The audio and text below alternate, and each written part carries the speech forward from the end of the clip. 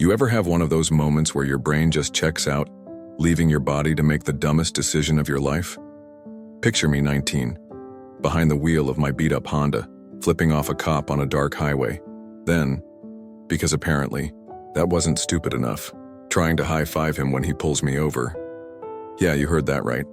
I went from middle finger to high five in the span of 5 minutes, and somehow I'm still here to tell the tale. This isn't just a story about a college kid being an idiot. It's a masterclass in how to snatch defeat from the jaws of victory, then laugh about it 16 years later. Buckle up, because this one's a wild ride. Let's set the stage. It's 2009, and I'm a sophomore in college, living for the weekend and the kind of parties that make you feel invincible until you wake up with a hangover and a missing shoe. I'm not a bad kid, just a dumb one, with the impulse control of a toddler on a sugar high.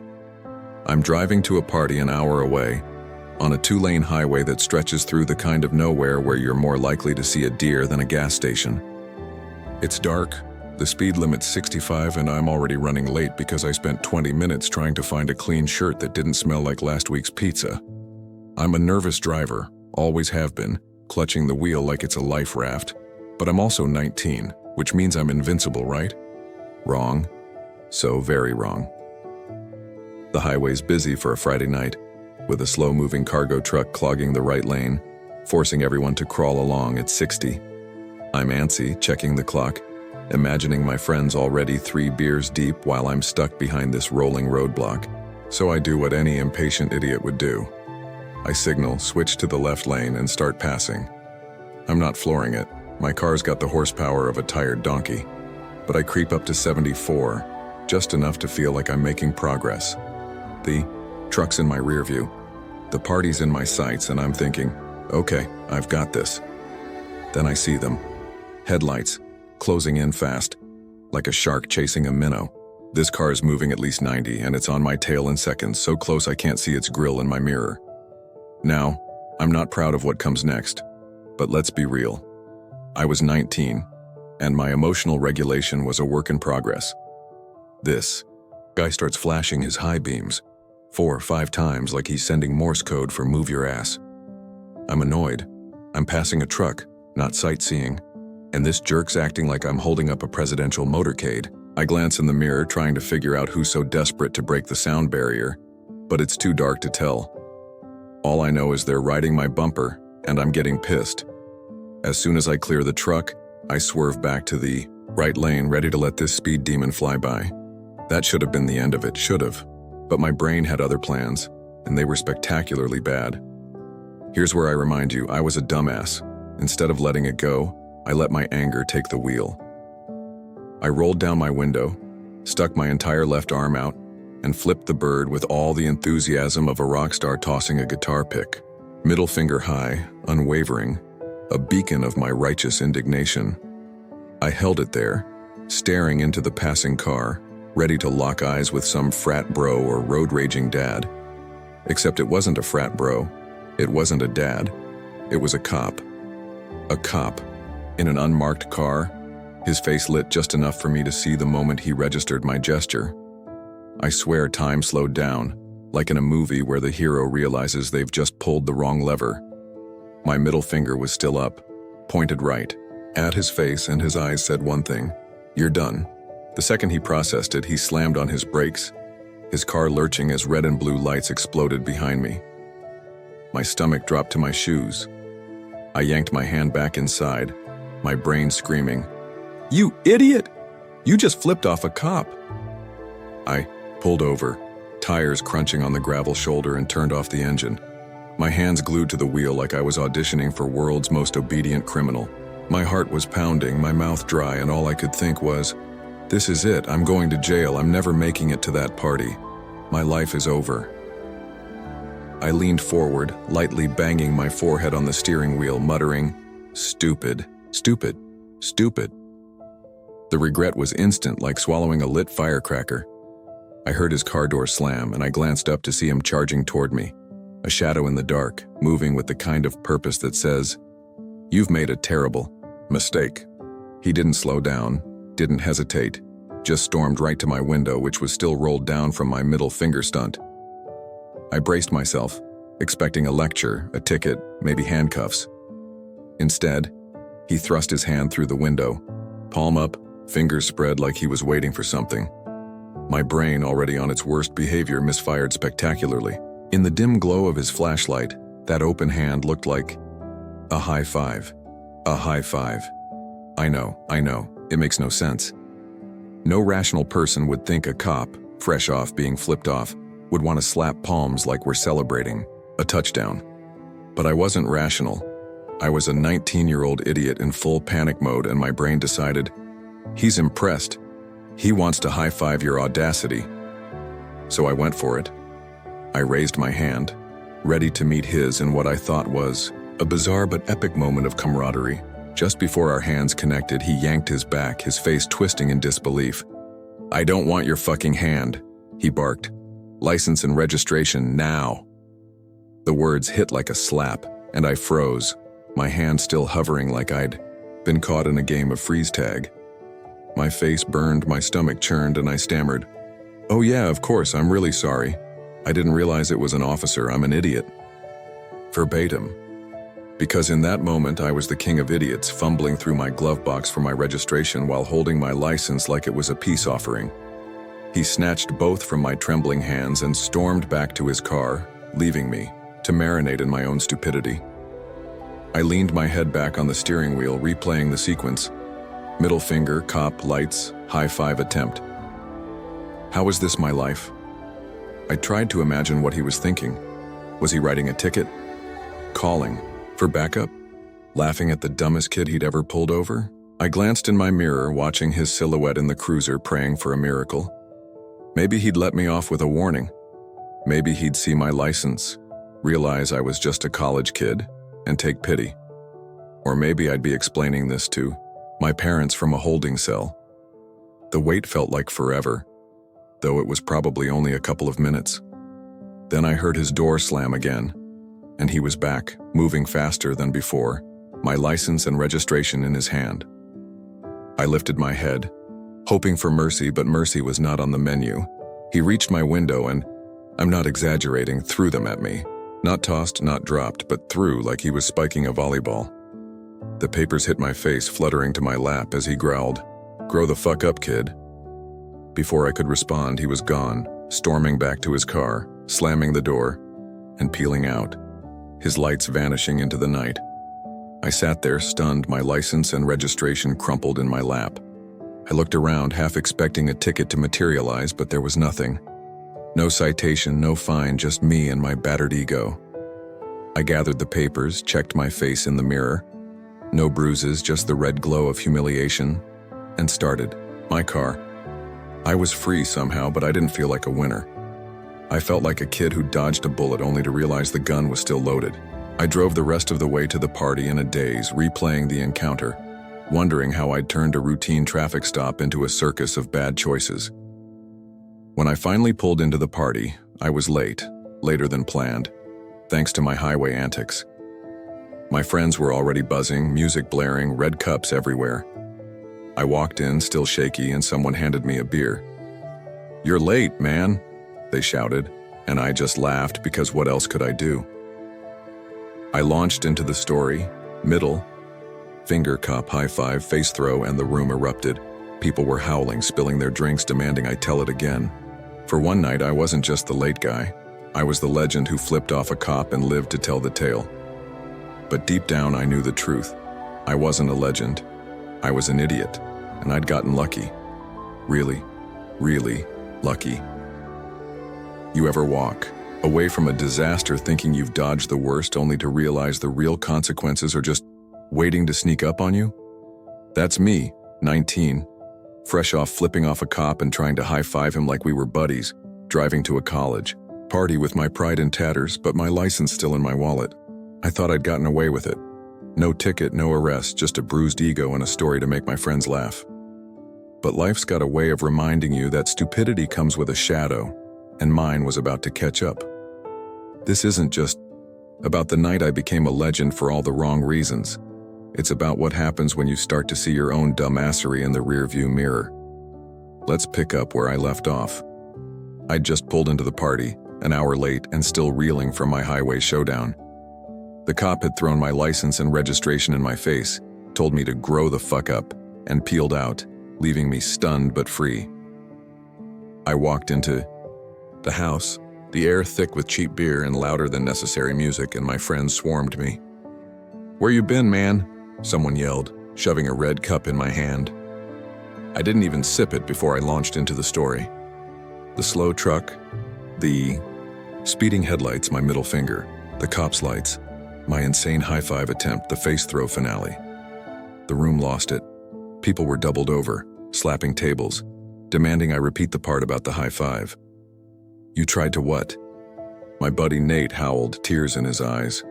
For a couple of hours, I was the king of the party, my idiocy a badge of honor. I leaned into it, retelling the tale with extra flair, soaking up the laughter like it could erase the embarrassment. But as the night wore on, the high faded. I was sprawled on a couch, nursing a lukewarm beer, when the reality started to sink in. I'd flipped off a cop. A cop. And not just any cop. One who was clearly in a hurry, driving 90 in an unmarked car, probably on his way to something important. What if he'd been less forgiving? What if he'd run my plates, found a reason to ticket me, or worse, hauled me in? I started Googling on my flip phone. Yes, it was 2009, and yes, it took forever. Searching, is flipping off a cop illegal? To my relief, I found out it wasn't, at least not in a vacuum. Free speech, First Amendment, all that jazz, but speeding? I'd been going 74 in a 65 zone. He could have nailed me for that easy. The fact that he didn't felt like a miracle, but it also felt like a warning I didn't know how to heed. I got home that night, carefully, at exactly 65 minutes, checking my mirrors like a paranoid owl, and crashed hard. The next morning I woke up with a headache and a lingering sense of, what the hell was that? I replayed the encounter, cringing at every detail. My middle finger, glowing in the dark like a neon sign. The cop's face, shifting from shock to fury. My hand raised for a high five that was never coming. I laughed because it was ridiculous, but I also felt a knot in my stomach. I'd been lucky, stupidly lucky, and luck wasn't a strategy. I told myself I'd be smarter, keep my temper in check, maybe even work on my driving anxiety so I wouldn't get so rattled next time. But 19-year-old me wasn't exactly a master of self-improvement, so I shoved the lesson aside and went back to my routine, classes, parties, pretending I was invincible. The story, though, had legs. My friends couldn't get enough of it, retelling it at every hangout, embellishing it until I was some folk hero who'd stared down the law and won. "Remember when you high-fived that cop?" Nate would say, even though I hadn't actually made contact. I played along because it was easier than admitting how shaken I'd been, but the more I told it, the more I noticed a pattern. I was always the guy with the dumb story, the one who did something reckless and got away with it. It was fun at parties, but it was starting to feel like a trap. Was this who I was? The idiot who flips off cops and hopes for the best. I didn't want that to be my legacy, but I didn't know how to change the script. A couple of weeks later, the shadow of my stupidity caught up. I was driving to class. Not even a party, just a boring Tuesday morning, when I saw flashing lights in my rear view. My heart stopped. Was it him? The same cop, back for revenge? I pulled over, hands on the wheel, window down, deja vu hitting like a freight train. This time, it was a different officer, a woman with a no-nonsense vibe. She approached, calm, but firm, and asked for my license and registration. "Do you know why I pulled you over?"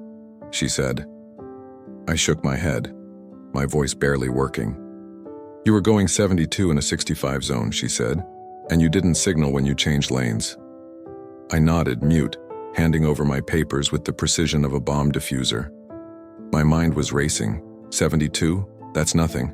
I'd been going 74 when I flipped off the other cop, but I kept my mouth shut because I wasn't that dumb anymore. She took my info, went back to her car, and I sat there sweating, praying I wouldn't see her throw anything at me. When she returned, she handed me a ticket, $150, plus points on my license, and a warning to slow down and signal next time. I thanked her, maybe too enthusiastically, and drove off, my hands shaking. No middle fingers, no high fives, just a lesson I couldn't dodge. That ticket stung, not just because of the money, which as a broke college kid was a gut punch, but because it forced me to face myself. I'd been reckless, not just with the cop, but with driving in general. My nervousness behind the wheel, mixed with my impatience, was a recipe for trouble. I started thinking about the highway incident, how my anger had taken over, how I'd let a stranger's high beams turn me into someone I didn't like.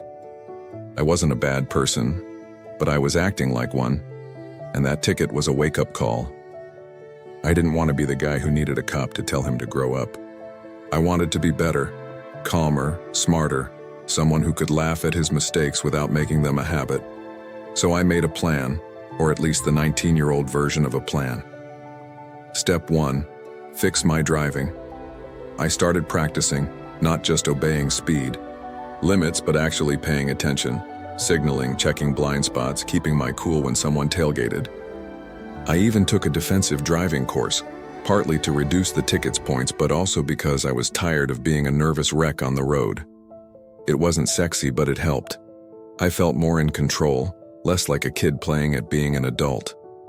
Step 2, own the story, but not the stupidity.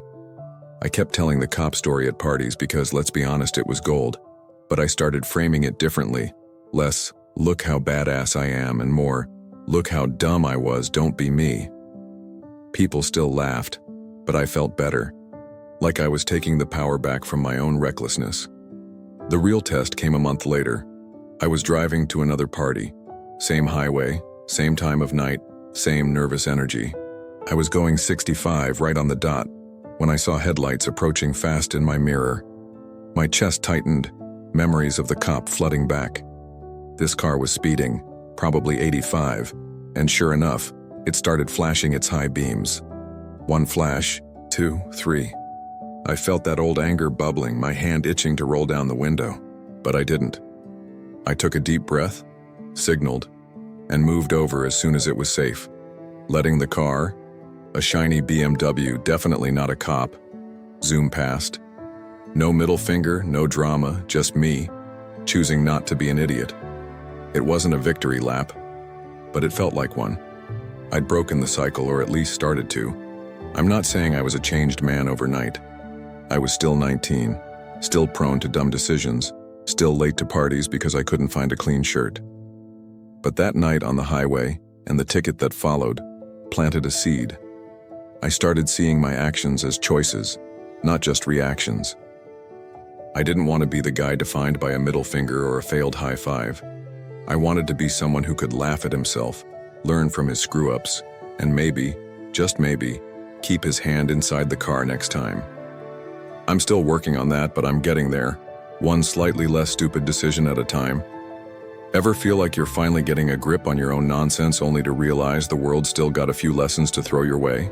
That's me, 19, trying to move past the night I flipped off a cop and attempted a high five that ended with my license thrown in my face. I thought I'd hit rock bottom with that one. Maybe even learned my lesson after a speeding ticket weeks later forced me to rethink my driving. I was driving smarter, telling my infamous cop story with a little more humility, feeling like I might actually be growing up. But life's got a funny way of testing you, and my next test was coming. Not on a highway, but in the quiet moments where you face who you're becoming. This isn't just about dodging tickets. It's about dodging the kind of person I didn't want to be. Let's rewind to after that second highway moment, when I let a speeding BMW pass without flipping it off. A small but seismic shift for 19-year-old me. I'd driven to the party that night feeling lighter, like I'd passed a test I didn't know I was taking. I told my friends about it, not the BMW part because that was boring, but the cop story again, because it was still a crowd pleaser. This time, though, I leaned into the dumbassery saying, "Guys, I was such an idiot, don't ever try this." They laughed, but Nate, my loudest cheerleader, tilted his head.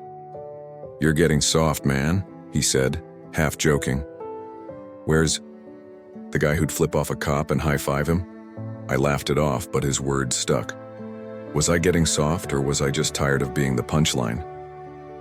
That question followed me back to campus, where I was juggling classes, a part-time job, at a sandwich shop, and the lingering weight of my highway antics. The speeding ticket had been a financial gut punch. $150 was half my monthly budget.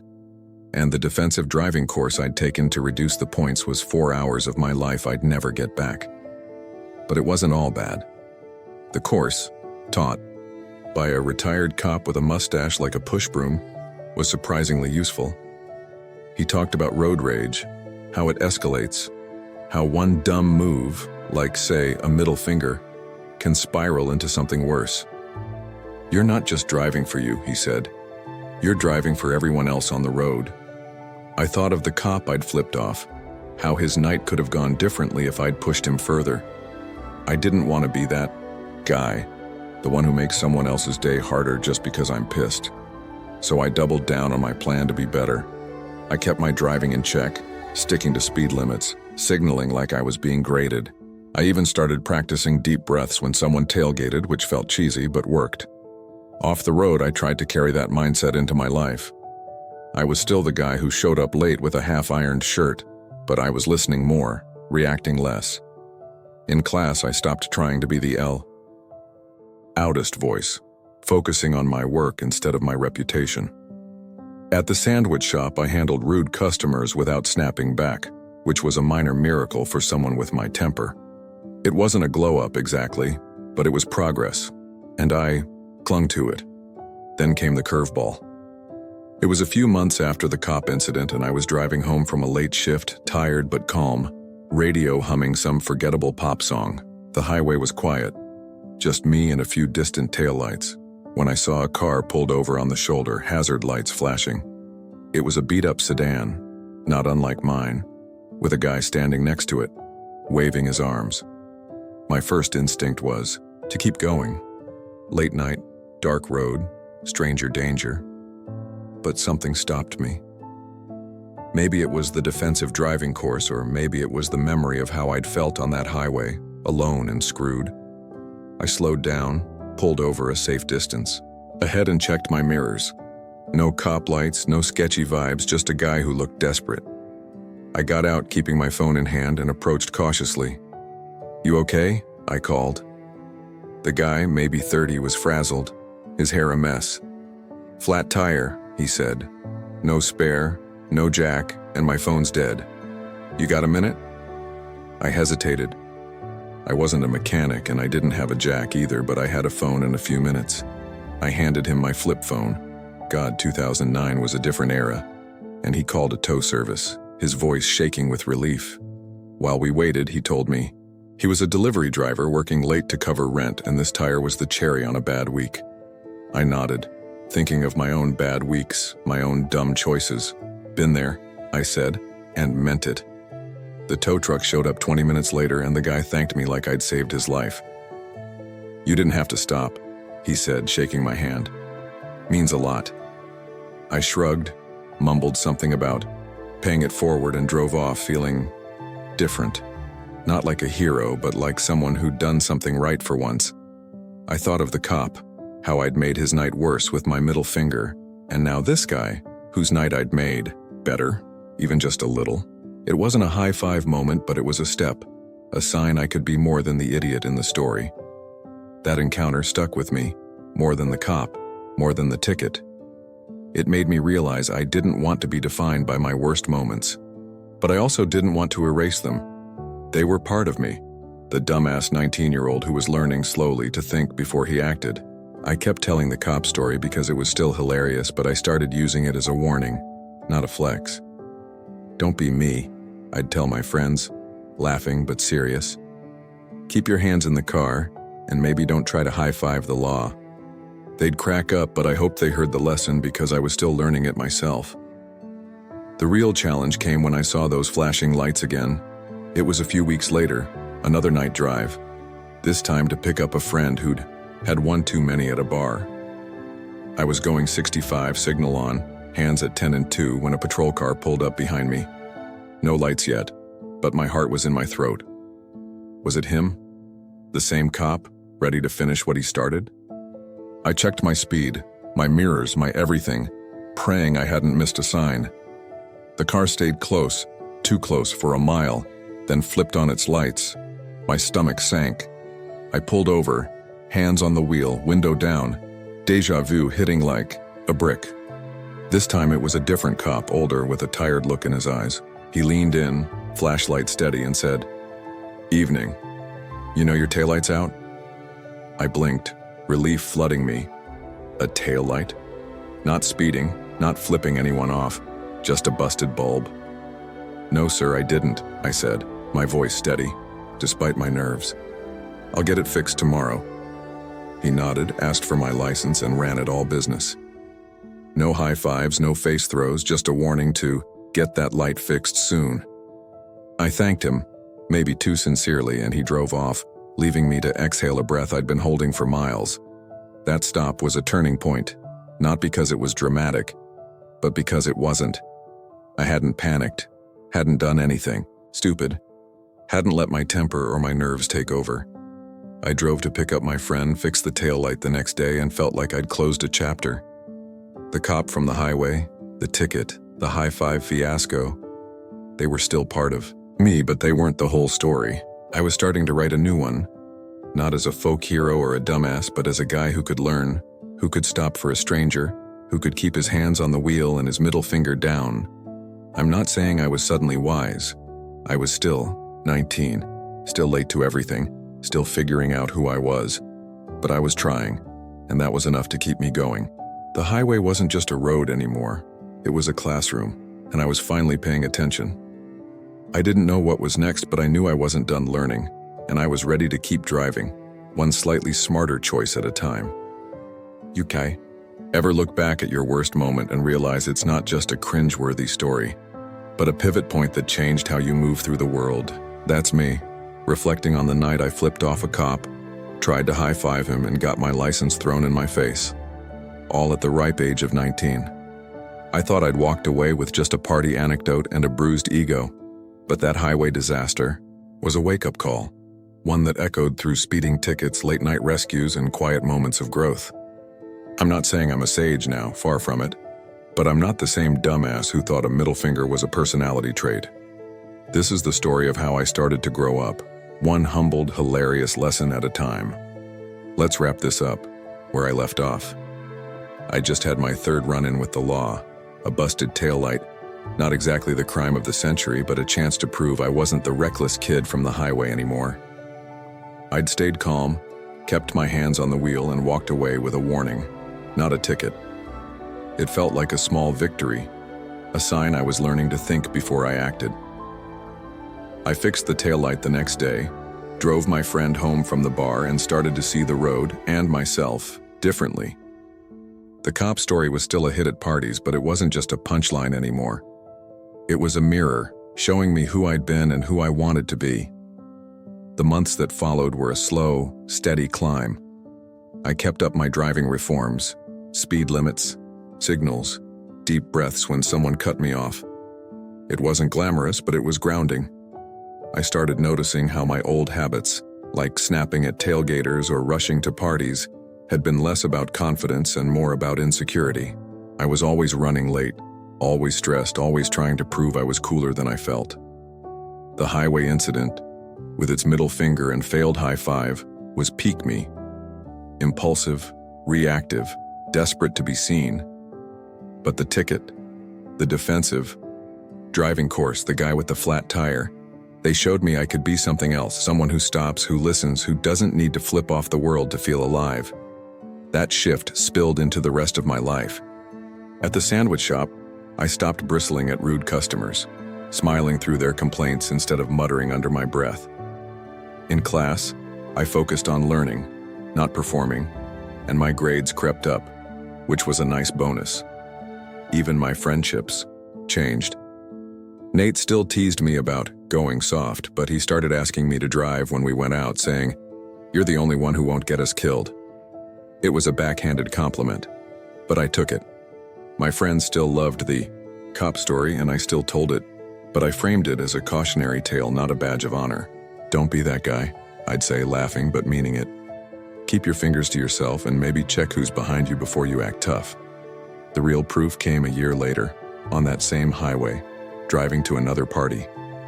I was 20 now, a little wiser, a little less likely to lose my shirt in a laundry crisis. The road was dark, the speed limit 65, and I was cruising at a steady 64, just to be safe. Then, like a ghost from my past, I saw headlights in my rear view closing in fast. My heart kicked up, memories of the cops' lights flooding back. This car was moving at least 85, high beams flashing, riding my tail like I was holding up a bank heist. I felt that old itch, the one that wanted to roll down the window to make a point, to be the guy from the story. But I didn't. I signaled, moved over and let the car, a pickup truck, not a cop, roar past. No middle finger, no drama, just me, choosing peace over pride. I pulled into the party on time for once, and my friends were already in full swing. Nate handed me a beer, grinning. "No cop stories tonight?" he asked. I shook my head, smiling. "Nah, I'm retired." They laughed, but I meant it. I didn't need to be the guy with the wild story anymore. I was happy just being there, sharing a drink, listening to someone else's dumb adventure. Later that night, I caught myself in a quiet moment standing by the bonfire, realizing how far I'd come. I wasn't perfect, I still forgot to signal sometimes, still got annoyed in traffic, but I was better, calmer, someone who could laugh at his past without living in it. Looking back, I can see that highway moment for what it was. A snapshot of a kid who thought he was untouchable, learning the hard way that actions have weight. The cop wasn't the villain. He was just a guy doing his job, probably having a worse night than me. I was the one who turned a routine drive into a circus, and I'm grateful he let me off with a warning and a face full of paperwork. That ticket a few weeks later, the guy with the flat tire, the taillight stop, they were all part of the same lesson, each one nudging me toward a version of myself I could stand to look at in the mirror. I still tell the cop story 16 years later because it's too ridiculous not to. My friends from college still bring it up, and now with a wife and kids who roll their eyes at Dad's dumb stories, it's part of the family lore. But I tell it differently now. It's not about how I got away with it, but about how I didn't, not really. Every time I share it, I'm reminding myself to stay humble, to think twice, to keep my hands on the wheel, literally and figuratively. I've had other screw-ups since then because I'm human, but none quite as spectacular as that night. I like to think I've earned a little wisdom, even if it came at the cost of my dignity. If I could go back to that highway, I'd keep my window up, my finger down, my ego in check. But I wouldn't erase it.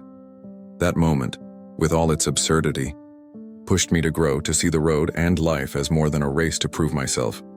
I'm grateful for the cop, for not writing a ticket, for giving me a story I can laugh at now. I'm grateful for the ticket that came later, for the guy with the flat tire, for every mile that taught me something new. And if I ever see that cop again, I'll keep my hands to myself. No high fives, no middle fingers, just a nod and a thank you for letting a dumb kid learn the hard way. So here's my advice. If you're still watching, don't let your worst impulses drive. Whether it's a car, a conversation, or a choice, take a breath. Check your mirrors and think about who you're sharing the road with. You don't need to flip off the world to feel alive, and you definitely don't need to high-five the consequences. Keep your hands on the wheel, your eyes on the road, and your story's worth telling for the right reasons. Me? I'm still driving, still learning, still laughing at the kid who thought he could outsmart a cop with a high five. That guy's long gone, but he left me a hell of a story and a reminder to grow the hell up 1 mile at a time.